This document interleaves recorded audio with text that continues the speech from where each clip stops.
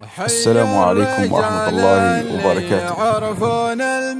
هذا هو قنيص حافة عصم بتاريخ 24/12/2020، وهنا تتوقف اختتام قنيص حافة عصم زفة أبو القنيص حسن سعيد حيضة بن سعدوه إلى بيته. هذه عادات وتقاليد أجدادنا.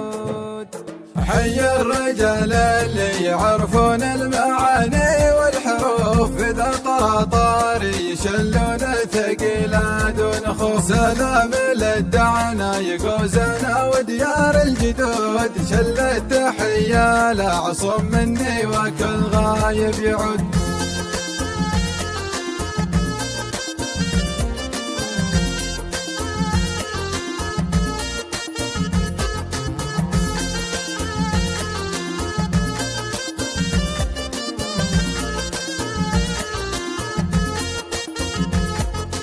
يا با خالف ماشي مثلك فيك تحتار الوصوف، تشرح الخاطر غصونك والعين يا كان بتشوف. تقبل عليك البدع وتمر ما بين المراعي والسدود، شل التحية لعصم مني وكل غاية